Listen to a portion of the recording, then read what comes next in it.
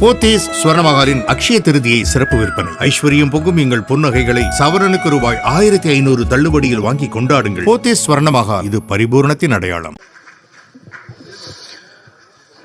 மேடையில் இருக்க பெரியவங்க எல்லாருக்கும், குறிப்பாக இந்த பெரியவர்களுக்கு நடுவில் தன்னுடைய எண்ணத்தால் மகா பெரியவராக உயர்ந்து நிற்கும் KS ரவிக்குமார் அவர்களுக்கும் ஹாப்பி மதர்ஸ் டே. மதர்ஸ் டேங்கிறது நேற்று தானே, இன்னைக்கு என்ன அதுக்கு பிலேட்டட் சொல்லலையா அப்படின்னு தோணலாம்.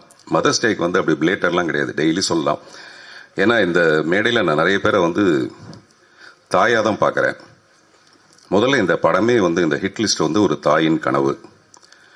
தன்னுடைய மகனுக்கு தந்தையாக மட்டும் இல்லாமல் தாயாகவும் தாய்க்கு தாயாகவும் விளங்கும் திரு விக்ரமன் அவர்களையும் நான் ஒரு தாயாக தான் பார்க்குறேன். அதே மாதிரி தன்னுடைய குருநாதருக்கு செய்யும் நன்றி கடனாக இந்த படத்தை தயாரித்திருக்கிற KS ரவிக்குமாரை நான் ஒரு தாயாக தான் பார்க்குறேன். தாய்ப்பாலுங்கிறது தாய் குழந்தை கொடுக்கறது மட்டும் இல்லை, அந்த குழந்தை வளர்ந்து ஒரு நல்ல ஸ்தானத்தை அடையும் போது அந்த தாய்க்கு கிடைக்கிற மகிழ்ச்சியும் ஒரு தாய்ப்பால் மாதிரி தான். அப்படி ஒரு மகிழ்ச்சியை கொடுக்க போற விஜய் கனிஷ்காவையும் நான் ஒரு தாய் மாதிரி தான் பார்க்குறேன். இந்த மேடையோட நாயகன் திரு C. சத்யா, அவரை நல்ல மியூசிக் டைரக்டர்ன்றது மீறி ஒரு நல்ல மனசுக்காரரை நான் அவரை பார்ப்பேன்.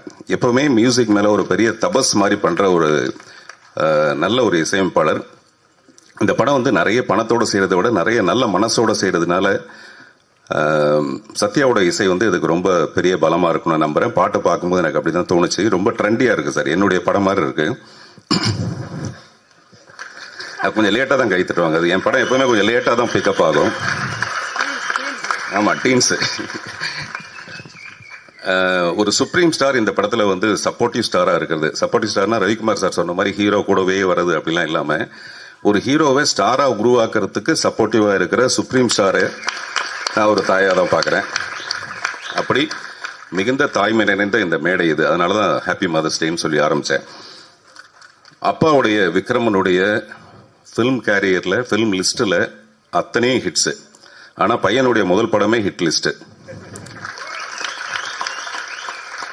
அந்த படத்தோட பெயர் அமையிறது கூட ஒரு நல்ல விஷயம் தான். புதிய பாதை மாதிரி ஒரு படம் முதல் படத்தோட பெயர் அப்படி அமையிறதும், அதே மாதிரி நான் ட்ரெய்லர் டீசர் சாங் எல்லாம் பார்க்கும்போது ஒரு இளம் அஜித்தை பார்க்குற மாதிரி, ஒரு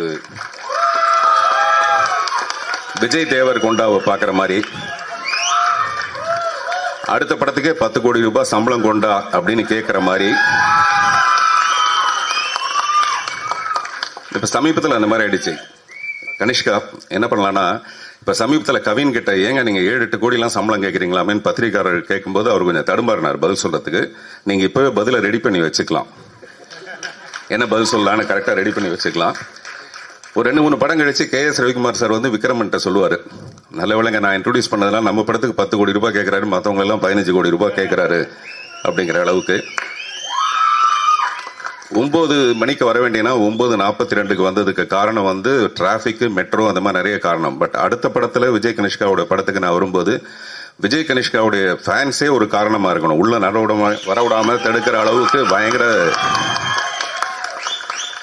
நிஜமா இப்போதைக்கு நமக்கு தேவை. அவங்களுக்கு என்ன தெரியுமா, இந்த மாதிரியான வாழ்த்துக்கள் தான் ஒரு பெரிய சப்போர்ட்டிவான ஒரு விஷயமா இருக்கும். அந்த டீசர்ல ரூல் 1 ரூல் 2 அப்படின்னு சொல்லிட்டு போட்டிருக்கு.